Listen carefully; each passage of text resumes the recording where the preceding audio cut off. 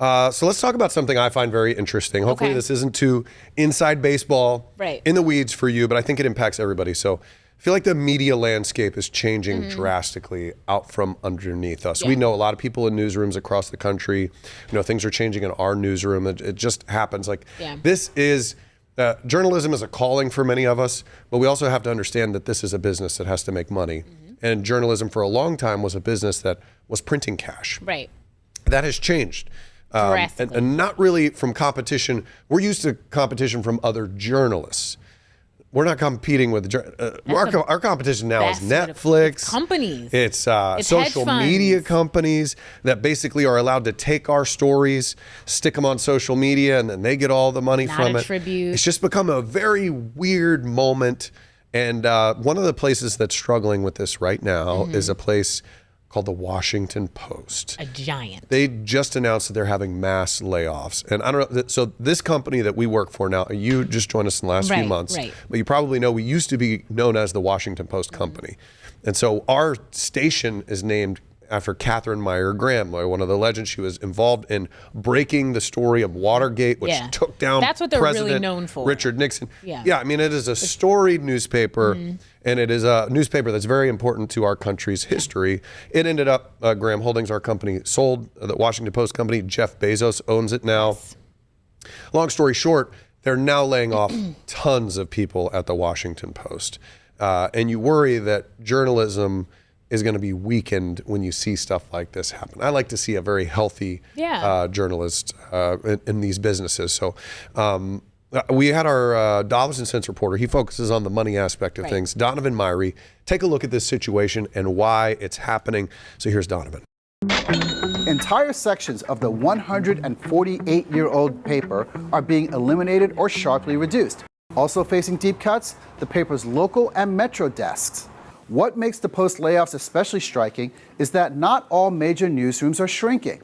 Outlets like the New York Times and the Wall Street Journal have managed to grow or stabilize by expanding digital subscriptions, games, lifestyle products, and niche coverage.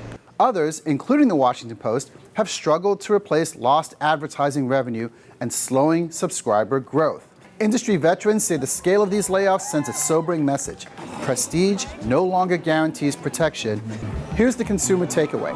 Fewer reporters and fewer beats likely means less local coverage, fewer investigations, and a narrower range of stories for readers, even at nationally known outlets. The Washington Post layoffs underscore a broader reality. The economics of journalism are changing fast, and the traditional news model is still searching for a sustainable future. For Dollars and Cents, I'm Donovan Myrie. So we news people are good at telling stories. We're not so good at making money. You know, like it just kind of came to journalists for a while is what I feel like is the area we're in. And specifically, a lot of these, I want to be careful, okay? And picture if the Washington Post is struggling, imagine what the Orlando Sentinel. I have friends at the Sentinel who have, it used to be a gigantic building in downtown Orlando. They have since sold that. Everybody works from home, as far as I know. They have a fraction, I mean, maybe a 30th, a 50th of what they used to work there. And I mean, these are, obviously we're local TV people. I think newspapers are so important. I do too. They can go into a story. Foundation of journalism. They can like drive in and dig into a story for months and like really do things that we don't always have time to do. There's a special place. I mean, we've got a skill to be able to synthesize really tough info in 90 seconds and deliver it to you. We're faster, in a compelling way. Breaking news, all that. But there was always a place for each of us. Yeah. And now that plate is getting smaller. Exactly. And it's hard. It's just not the easiest business to monetize. And we all maybe haven't adjusted as well and as intelligently as we should have. When the social media started coming along and we started posting things on Facebook, I call it the social media. What am I, 80 years old, DJ? Grandpa man. Yeah, I know, excuse me. When the social media came along, when the MySpace hit, we should have adapted. But we've just been giving our stuff away.